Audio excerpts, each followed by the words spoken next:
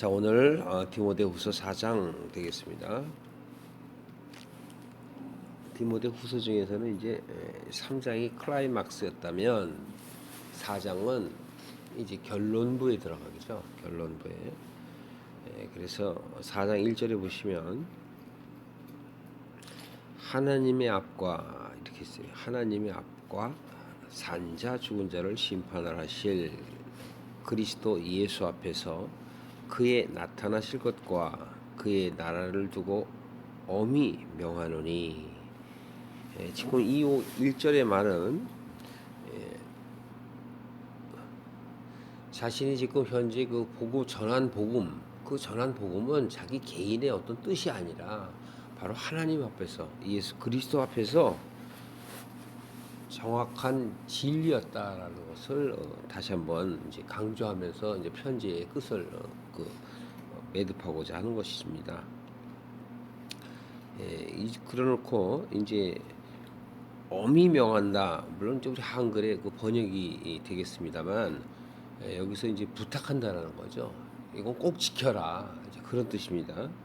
근데 그 지켜야 할 그것이 바로 무엇이냐? 결국은 우리들에게 주시는 말씀이죠. 2절 보시면은 너는 말씀을 전파하라. 복음을 전하는 거예요. 결국은 내가 참 진리를 내가 가지면 진리가 내 안에 들어와서 나를 구원하면 물론이거니와 그 자신 속에서 그 말씀이 자라서 바깥으로 열매를 맺어서 씨를 뿌리게 되어야 한다라는 것을 분명히 얘기해요.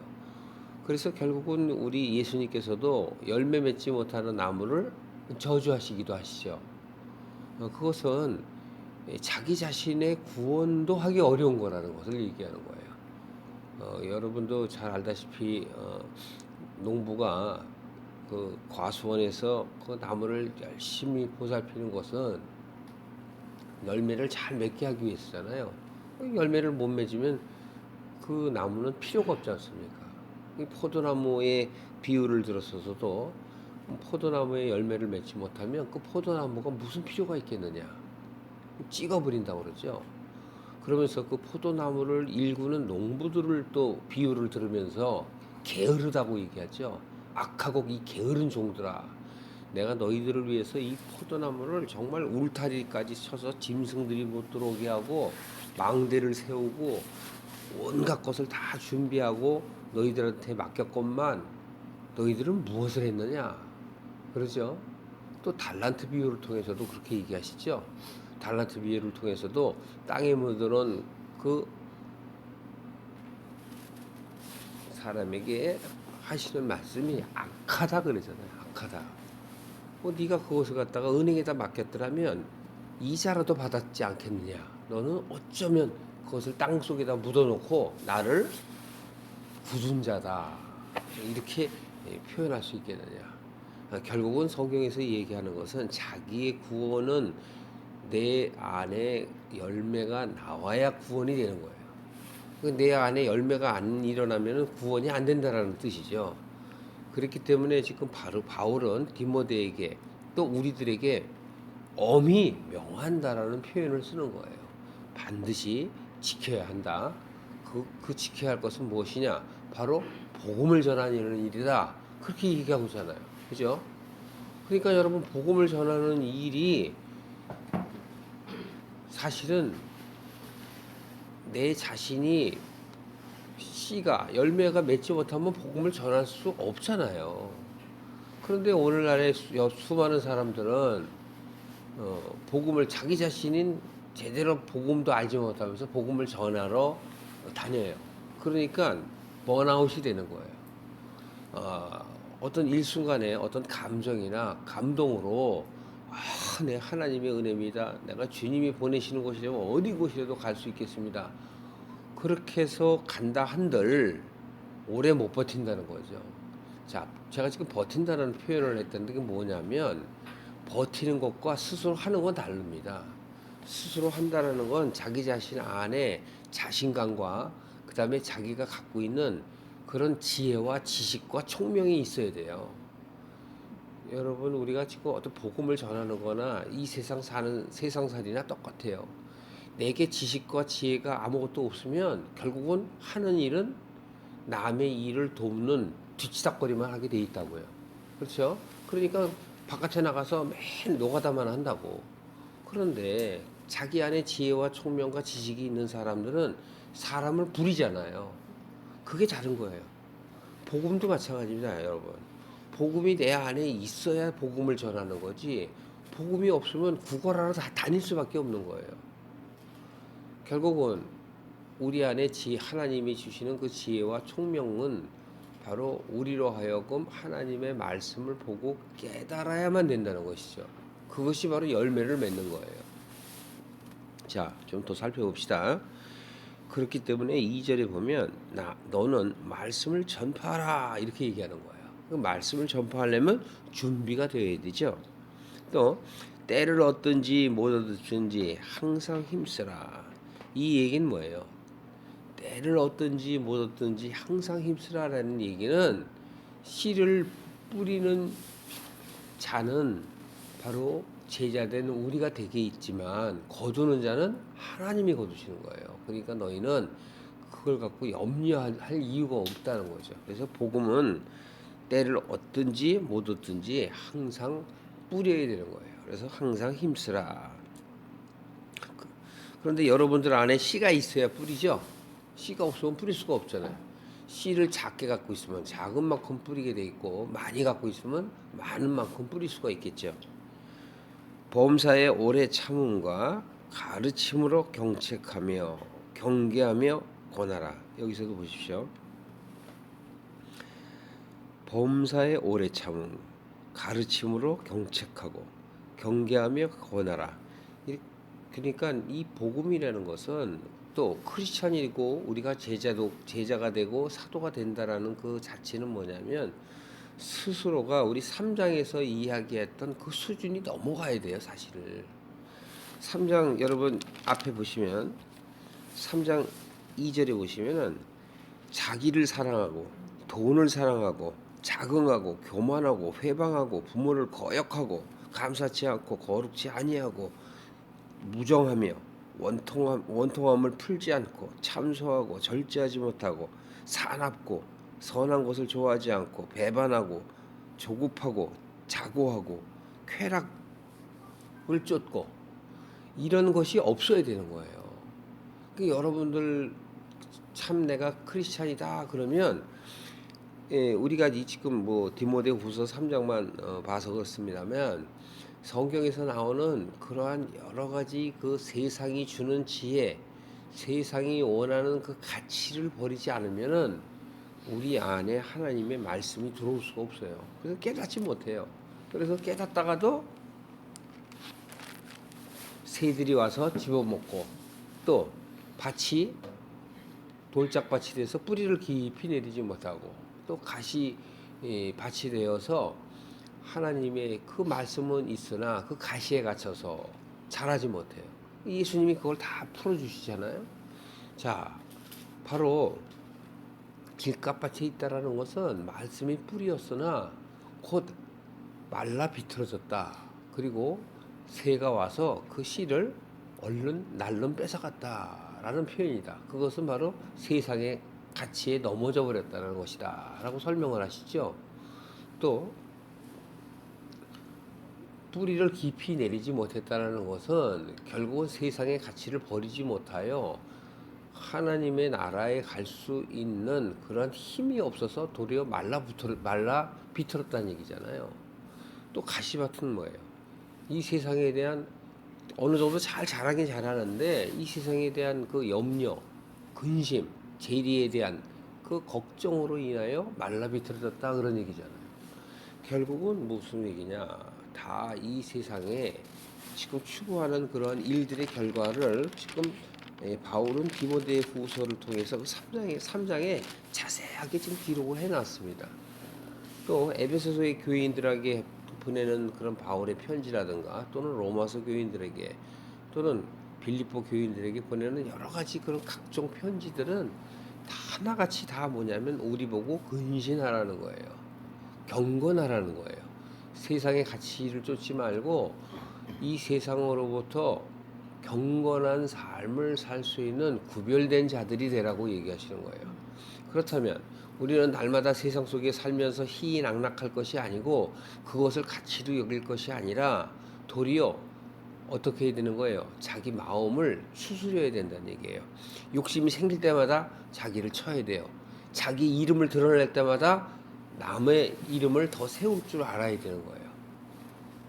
그런데 우리는 혹여나 누가 남이 나를 조금 이렇게 세워주면 아주 잘난 척 하잖아요. 그죠? 마치 자기가 다 한 것처럼.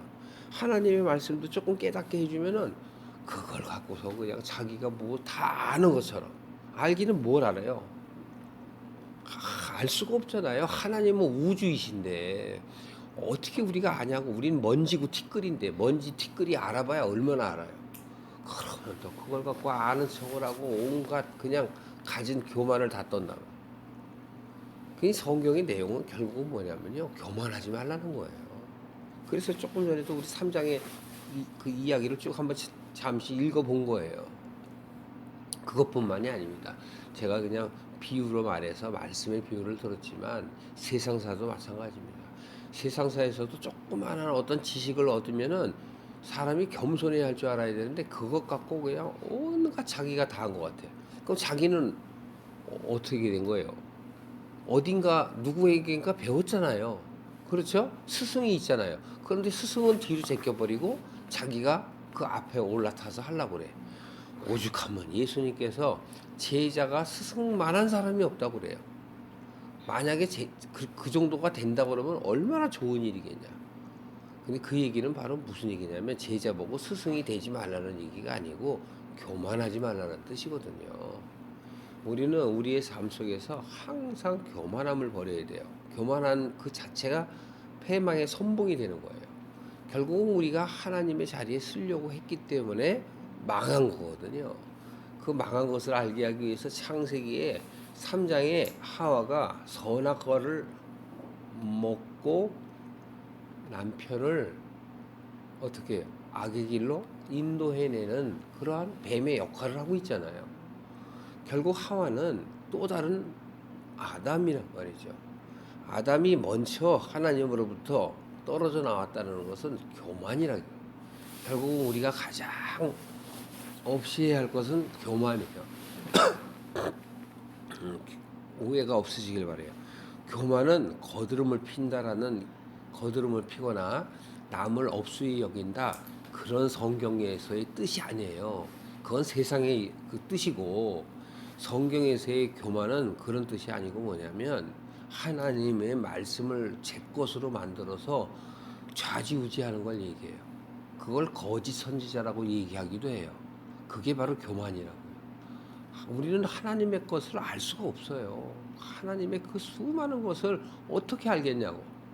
그러면 우리는 스스로 내가 먼지인 것을, 먼지, 티끌, 정말 무가치함, 하나님의 은혜가 없으면 그냥 바람에 날려갈 그런 겨와 같은 바로 자기 자신을 인정하는 것, 그것이 중요해요.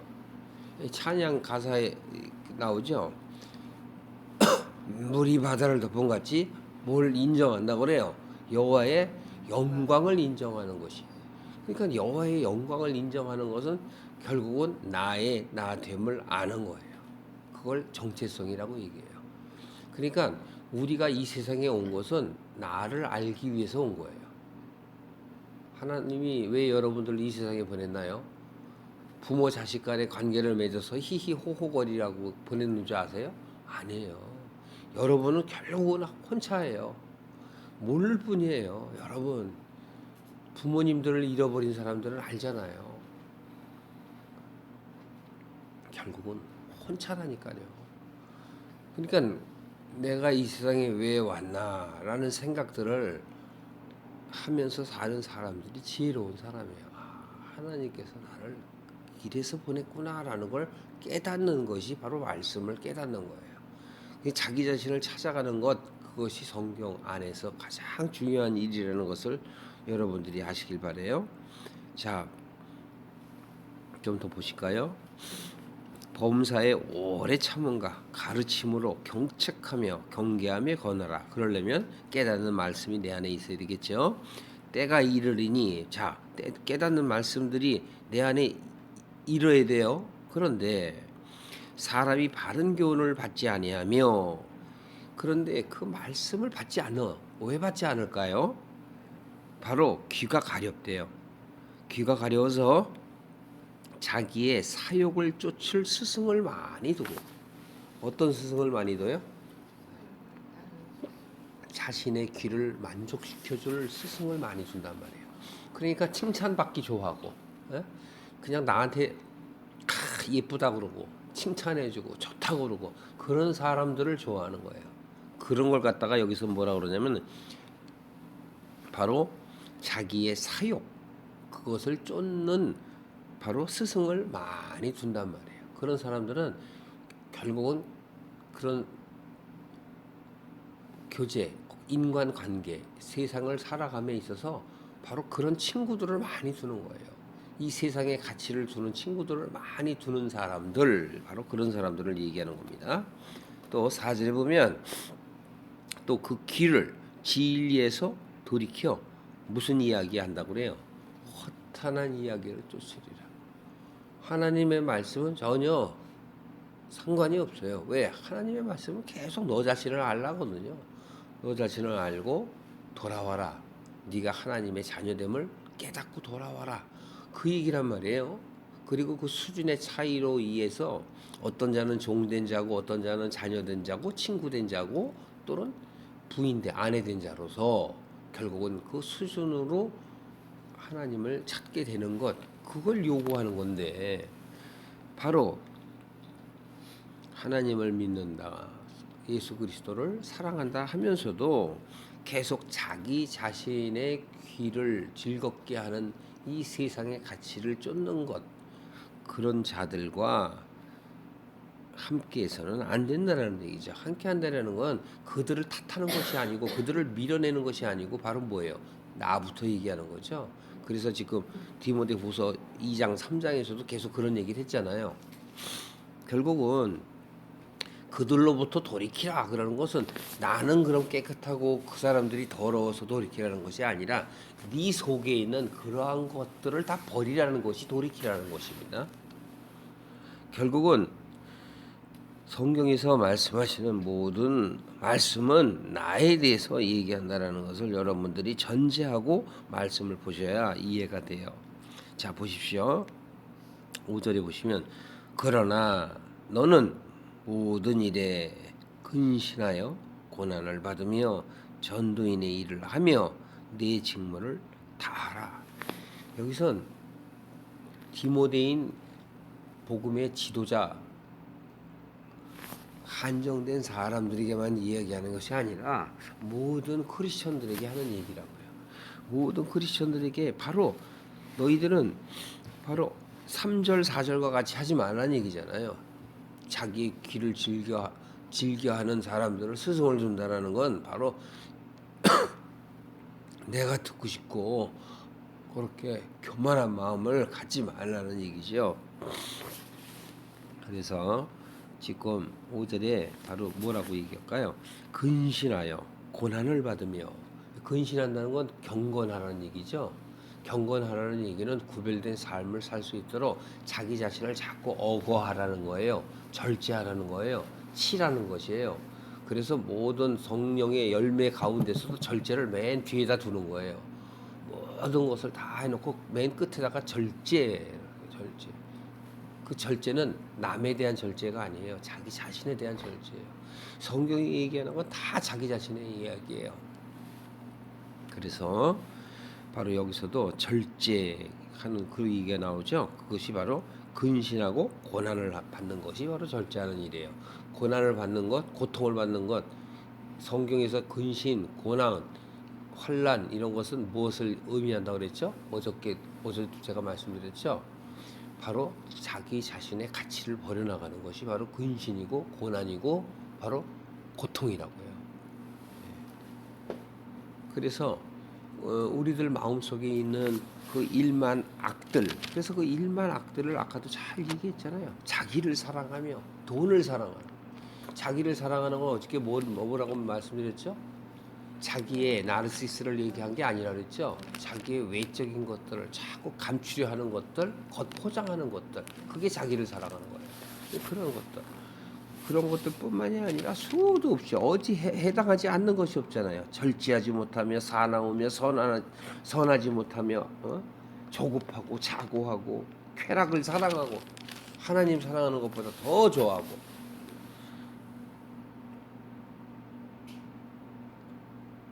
그렇기 때문에 5절에는 그러나라는 표현을 쓰면서 전도인 즉 말씀을 전하는 이 일을 하는 것이 바로 네 직무다. 말씀을 전하려면 먼저 네가 경건하고 근신하고 또 깨닫는 말씀을 잘 자라게 하여 전도할 수 있는 전도자의 자리에 서야 합니다라고 얘기하는 것입니다. 자, 그러나 내 안에 갖고 있는 것이 없이 전도자의 자리에 서면은 그 뭐죠? 전부 가짜죠, 가짜. 그 외식이고 거짓 선지자라고. 그렇기 때문에 우리는 거짓 선지자가 되어서는 안 돼요. 그래서 말씀을 깨달으려고 그러고 말씀을 깨닫는 자체가 뭐냐면 자기 자신을 아는 거예요.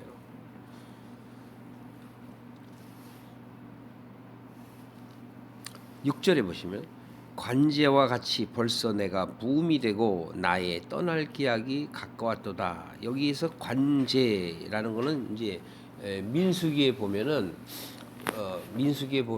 이제 민수기라는 것은 여호와의 명령이거든요. 말씀을 지키는 거예요.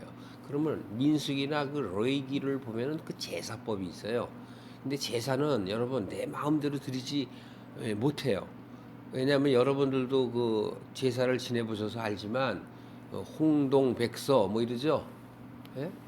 빨간색은 동쪽에 두고 흰색은 서쪽에 두고 그 다음에 뭐 고기는 뭐 어디다 두고 뭐 다 표 있잖아요. 지방은 어떻게 하고 글은 지방은 어떻게 하고 끝나고 나면 뭐 태우고. 안 지내보셨어요? 제사? 안 지내보셔서 모르는구나. 영화라도 봤을 거 아니에요, 여러분. 그런 거 영화 같은 거 보면 많이 나오잖아요. 그러니까 어떤 이런 제사를 지내는데도 이런 예법이 있단 말이에요. 예법.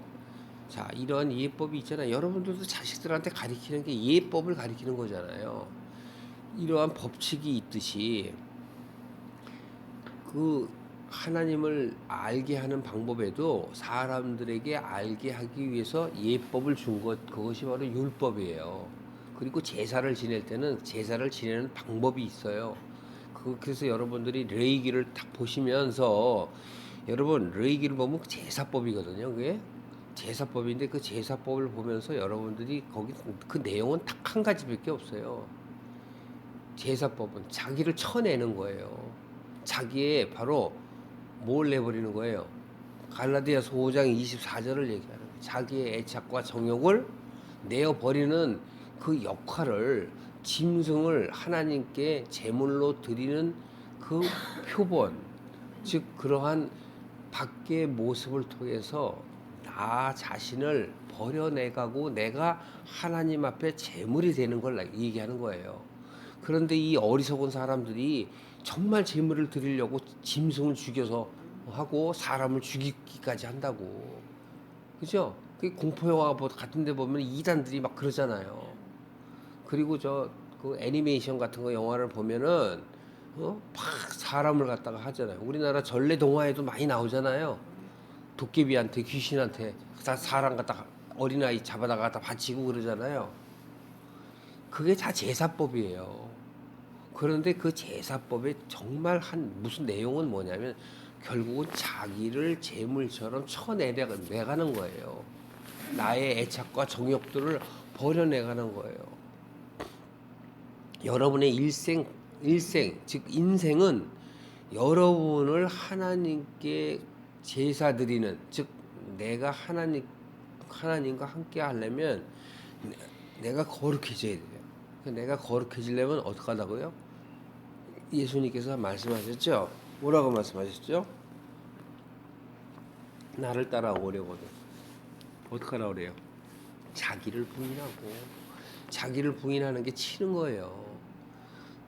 그 다음에 자기 십자가를 지고, 자기 십자가는 바로 애착과 정욕이라고요. 무엇을 먹을까 마실까 입을까를 염려하는 것들이라고요. 그 다음에 인간과 인간 속에 있는 그런 관계라고요. 그러면 하나님은 무정하기 때문에, 아까 여기도 무정이라는 얘기 나오죠. 정이 없으셔서 그거를 사람들로 하여금 끊게 하시려고, 그게 아니에요. 그게 우리는 너무 하나님을 모르면 이상한 생각을 자꾸 하게 돼요. 그래서 하나님을 전부 자기의 틀 속에다가 전부 가둬두려고 그래. 그런 뜻이 아니라고. 하나님은 이 무한한 세상, 모든 자연의 이치, 이런 것을 통해서 우리에게 다 깨닫게 하시려고 나타내신 거예요. 우리들이 그 막 하나님의 그 은혜, 그 사랑을 깨달으면 그것이 보인단 말이에요. 그냥 안 보이는 건 뭐냐면, 내가 영적인 눈이 멀어서 안 보이는 거예요. 그러니까 세상에 당장 급한 것만 보여. 매일매일의 삶 속에서 무엇을 먹을까 마실까 염려하고 살지, 전혀 하나님을 아는 일에 대해서는 그냥 말로만, 입으로만, 하나님 알아야지, 교회 가야지, 그러고서 그냥 손 툭툭 털고 나오면은 뭔가를 이룩한 것처럼 생각하는 거예요. 그게 아니죠. 사랑하는 자와 헤어지면 또 뒤돌아보고, 또 전화 걸고, 이메일로 하고, 카톡하고, 왜 그러죠? 바로 그런 걸 통해서 하나님의 사랑을 깨달으라고 우리에게 주신 바로 우리의 성정, 우리의 마음이란 말이에요. 그걸 보고 하나님의 사랑을 알아야 되는데, 하나님은 온데간데 없죠. 오직 자기와 세상만이 있는 거죠. 보십시오. 바울은 이제 관제와 같이, 즉 자기 자신을 이제는 제물로 드릴 때가 된 것을 아는 거예요. 결국은 여러분의 인생을 마감하는 날은 하나님께 관제를 드리는 날이 되는 거예요. 벌써 내가 부음이 되고, 여기서도 그러죠. 부음이라는 건 뭐냐면, 이 제물을 드릴 때 그 독주나 여러 가지 그 알코올 있죠. 알코올은 무슨 의미냐면은 깨끗이 한다라는 의미예요. 술을 이렇게 붓는다거나 하는 것들은 깨끗하게 하는 그런 의미가 있는 거예요.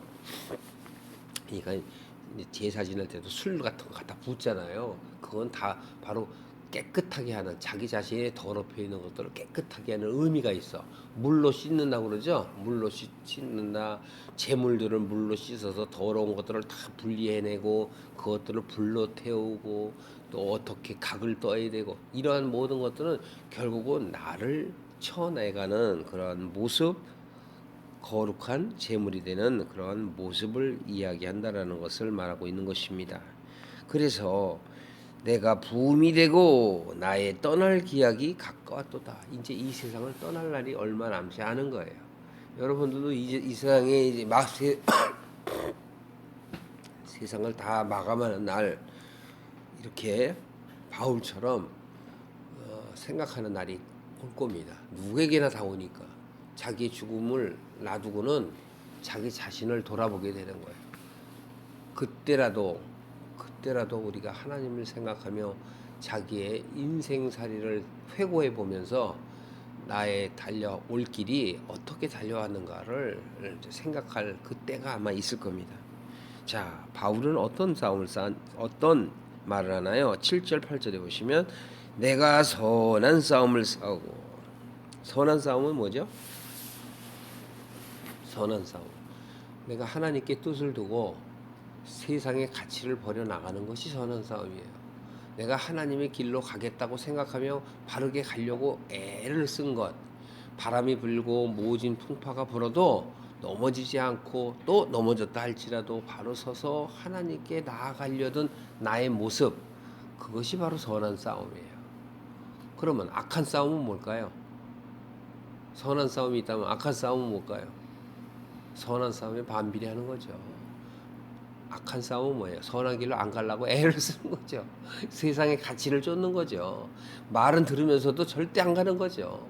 아무리 교회에서 목사님이 또는 성경의 말씀이 하나님으로부터 내게 임한다 할지라도, 나 싫어요 그거. 나는 내 생각대로 살래요. 그게 바로 악한 싸움이에요. 선한 싸움을 싸우고 나의 달려갈 길을 마치고, 달려갈 길은 뭘 여기서 표현하는 거예요.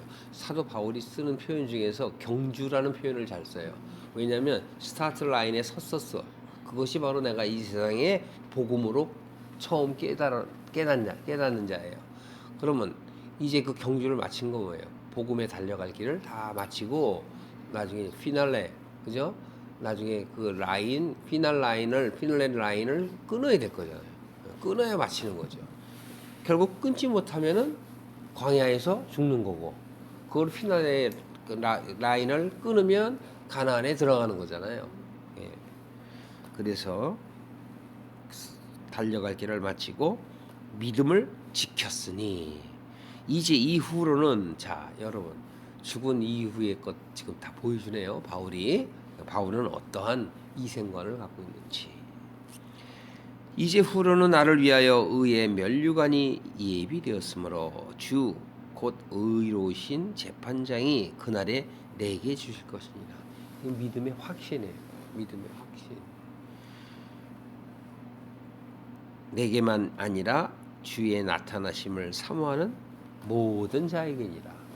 그러니까 여러분, 결국 개인적인 나에 대한 면류관, 그러니까 우리가 면류관 보고서 뭐 그런 찬양도 있지만, 그 면류관을 내가 쓰기 위해서 하나님께 나아가는 것이 아니라 믿음을 갖고 내가 하나님의 길에서 벗어나지 않으려고 하는 것이 바로 선한 싸움이에요. 수많은 그러한 비바람, 창수 이런 것은 세상의 가치예요. 이 세상의 가치가 자꾸 나를 흔들어대요. 많이 흔들어대네. 예? 보통 흔들어대는 게 아니에요. 많이 흔들어댄다니까. 여러분 인생 가운데 어려운 고난, 고통이 많이 와요. 근데 그 어려운 고통, 고난은 이 세상 속에서 내 마음대로 안 되는 것이 아니에요. 예를 들어서 여러분 뭐 일자리가 없고 그런 거 아니에요. 일자리 그런 거는 얼마든지 있는 거예요. 돈 버는 거 그건 얼마든지 있는 거예요. 여러분들이 마음만 먹으면 얼마든지 벌어요. 네? 돈이 없는 건 일을 안 해서 그러는 거라고. 이 세상의 것들은 취하면은 얼마든지 하는 거라고요. 성경은 그런 걸 얘기하는 게 아니야. 성경에서 얘기하는 것은 가치를 얘기하는 거야, 가치. 선한 싸움은 바로 내 마음을 지키는 거고, 선한 싸움에서 지는 것은 내 마음을 지키지 못하는 것을 이야기하는 것입니다. 그래서 내 마음을 지키게 되면 결국은 하나님께서 나와 혼인잔치를 하시는 거예요. 그걸 그냥 혼인잔치의 비유로 들어서 얘기하는 거예요. 정말 혼인잔치가 있는지 없는지는 몰라요, 여러분. 저도 죽어봐야 알아요. 어떻게 알아? 알 수가 없죠. 그러나 그럴 것이다라는 게 믿음이에요. 믿음은 보이는 거예요, 보이지 않는 거예요?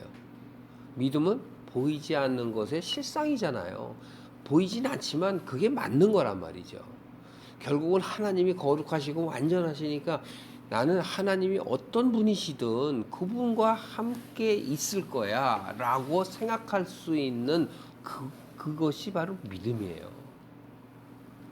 그분이 내 아버지 그러면 내가 아버지 곁에 가는 거고, 그분이 어머니 그러면 내 어머니 곁에 가는 거고, 그분이 나의 주인 그러면 내가 주인 옆에 있어야 되는 거고, 그분이 나의 남편 그러면 내가 남편 옆에 있어야 되는 거고, 그런 의미라니까요.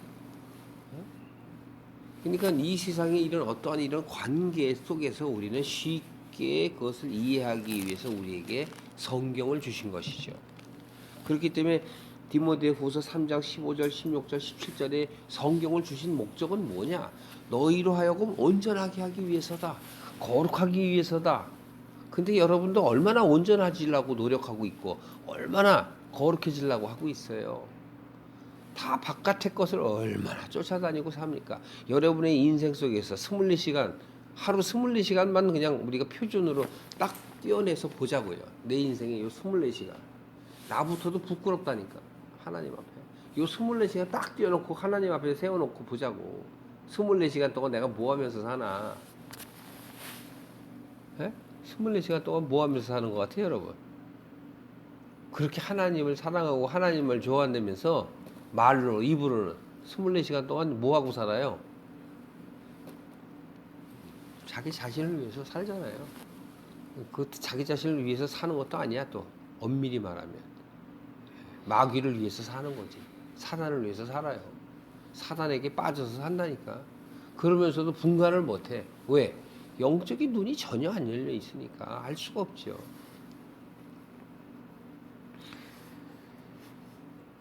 바울과 같은 죽음을 맞이할 때 이런 믿음이 생길 수 있도록 여러분의 인생을 잘 다져나가길 바랍니다. 9절서부터는 이제 마지막 인사 말들이 아주 길게 나와 있는데 왜 그러냐면 바울이 죽음을 앞뒀기 때문에 이렇게 사람들을 다 생각하는 거예요.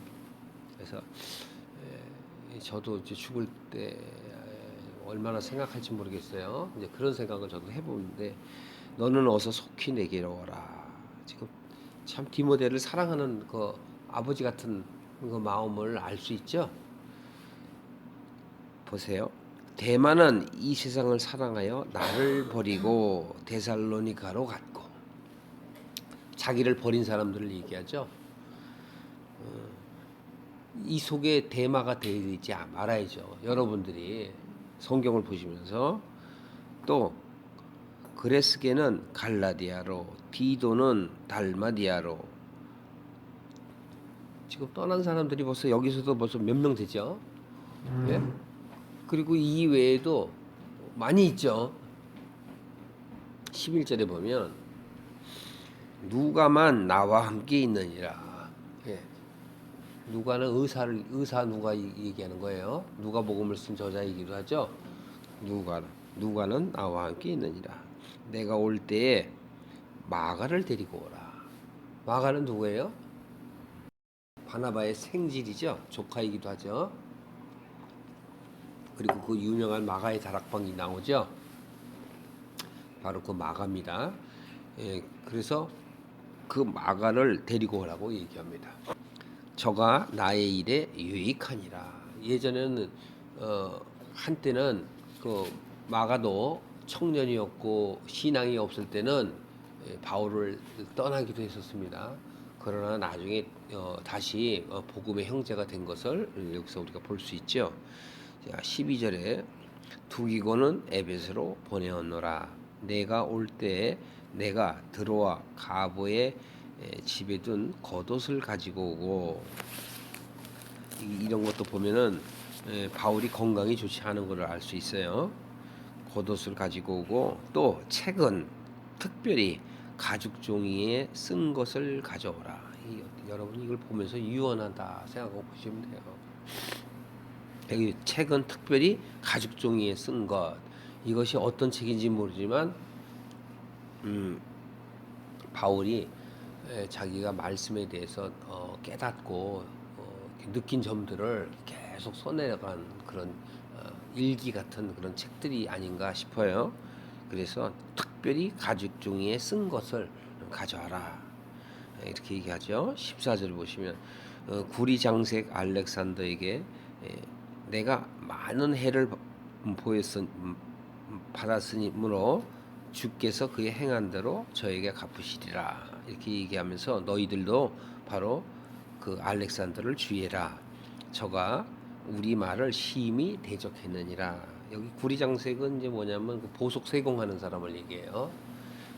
이 직업이 이제 알렉산더라는 동명이인이 많으니까 그래서 이제 이렇게 얘기한 거죠. 바로 이제 우리를 이제 이런 거 있어요. 우리도 저희들도 이제 그런 많은 경험들을 하는데 함께 하다가도 돌았으면은 나가서 대적하잖아요. 악한 얘기하고 그냥 뭐 어쩌고저쩌고 그런 사람들에 대해서 이제 얘기하는 것이고요. 또 그렇게 한다 할지라도 우리가 주의해서 그런 사람들과 이렇게 조심스러운 관계를 가져야 된다라는 것을 이야기하는 거죠. 그런데 갚으시는 건 누가 갚으신대요? 14절에 보면 하나님께서 갚으신다고 그러죠. 그러니까 내가 갚으려고 그러면 안 돼요. 여러분 자식을 가르칠 때 가장 위험한 그 가르침을 하는 부모들이 있는데 위험한 거 절대 하시면 안 돼요. 그 중에 뭐냐면 복수하게 하는 거. 너 맞으면 가만 놔두면 안 돼. 너도 가서 두드러 패. 그렇게 얘기하는 뭐 부모들이 있는데요. 진짜 그건 위험한 부모들이에요. 자식들을 악한 길로 내모는 거예요. 절대 그래서는 안 돼요, 여러분. 누가 갚으신다고 얘기해야 돼요. 하나님이 다 보고 계셔. 그러니까 너무 마음 아파하지 마라. 이렇게 위로를 해야 하는데 도리어 자기가 먼저 나가고 같이 가갖고서 막 그냥 부모 나오라 그러고 애들 싸움이 그래서 오죽하면 뭐가 누구 싸움 된다 그래요. 어른 싸움, 부모 싸움 된다 그러잖아요. 그러니까 그런 일에는 휘말리면 안 돼. 설상 그런 사람이 와서 내 자식을 나무랜다고 그래도 아니 뭐 네 새끼나 잘 봐라 뭐 그런 식으로 얘기하면 안 돼. 그럴 때는 그냥 죄송합니다 그러고 말아야 돼. 싸울 가치가 없는 사람들이에요. 두 번째 보세요. 너도 저를 주의하라. 저가 우리 말을 심히 대적하였느니라. 내가 처음 변명할 때에 너 나와 함께 한 자가 하나도 없고 다 나를 버렸으나 저희에게 허물을 돌리지 않기를 원하노라. 이래야 된다니까요. 믿는 믿음의 사람들은 이러한 믿음으로 살아야 돼요. 여러분을 힘들게 한 사람 많잖아요. 저는 지금도 물질적으로 힘들게 한 사람 지금도 굉장히 많아요. 근데 그거 어떡할 거냐고. 어디 방법이 없잖아요. 그렇다고 쫓아다니면서 뭐라고 그래요? 그럼 나만 머리 아파. 결국은 관계를 맺었기 때문에 자기 자신이 아휴 내게는 이것이 없는 것이 낫겠다. 없어야 내가 하나님께 더 나아가니까 그렇구나 하는 생각으로 생각을 바꿔야 된다고 보여집니다. 여기서도 바로 이제 그런 얘기를 하는 것이죠. 저희에게 허물을 돌리지 않기를 원하노라. 아유 그 사람들이 오죽하면 그렇게 했느냐. 도리어 궁일이 불쌍히 여기는 마음으로 살아야죠. 17절에 주께서 내 곁에 서서 누가 내 곁에 서 계시는데요. 하나님께서 내 곁에 서서 나를 강건하게 하시면 나로 말미암아 전도의 말씀이 온전히 전파되어 이방인으로 듣게 하려 하심이니 내가 사자의 입에서 건지었느니라. 요 사자의 입에서 진짜 사자의 입에서 건졌다는 얘기가 아니고 1차 투옥 때에 하나님께서 바울을 더 살게 하셨죠. 그러니까 생명은 나의 것이 아니에요. 바울은 죽을 줄 알았죠. 그러나 하나님이 죽을 때가 안 됐기 때문에 1차 투옥이 됐지만 다시 나올 수가 있도록 했죠. 자, 그 다음에 18절 보실까요? 주께서 나를 모든 악에서 건져 내시고 또 그의 천국에 들어가도록 구원하시리니 그에게 영광이 세세 무궁토록 있을지어다. 그게 결국은 우리로 하여금 어떻게 하네? 천국에 들어가게 하시대. 천국에. 그러니까 나로 하여금 하나님의 나라에 들어갈 수 있도록 어떻게 하신다고 그래요? 구원하시리니. 이게 바로 믿음이에요. 나는 부족하고 나는 정말 무존재하며 가치가 없음에도 불구하고 하나님께서 나를 분명하게 하나님의 나라로 옮기실 것을 아는 것. 그게 바로 믿음이에요. 믿음은 바로 보이지 않는 것에 소망을 두고 희망을 갖고 있는 것. 그게 바로 믿음이라고 해요. 그래서 18절에 보면 천국에 들어가도록 구원하실 것을 내가 아니라는 뜻이죠. 하나님께 영광이 세세 무궁토록 있을 것이다. 그리고 아멘 그렇게 나는 생각한다라는 것이죠. 19절 이하에 브리스가와 아골라와 오네시보로 집에 인사하라. 에라스도는 고린도에 머물렀고 드로비도 병이 들어서 밀레도에 있다. 겨울 전에 너는 어서 오라. 우블로와 부데 리노 클라우디아 모든 형제가 다 너한테 문안한다. 나는 주께서 너의 심령에 함께 하시기를 바라노니 은혜가 너희와 항상 함께 있을지어다. 여기서도 지금 뭐예요? 어디 있다고 그래요? 주께서 너의 심령에. 그러니까 여러분의 마음 가운데 여러분의 삶 속에서 이 세상을 살아가는 어떠한 환경과 조건이 있다 할지라도 여러분의 하나님이 여러분의 마음 속에 있다고요. 여러분의 내주하시는 하나님을 느끼면서 나를 경건케 하고 나를 구별된 삶을 살아가는 스스로 자족할 줄 알고 자기 자신의 마음을 하나님께로 향하여 사는 가치를 그것을 기쁨으로 여기고 항상 주님의 말씀 가운데 감사하고 기뻐하고 또 기도하는 삶을 통해서 하나님과의 교제를 이룩하는 저와 여러분이 되시기를 주님의 이름으로 축원합니다.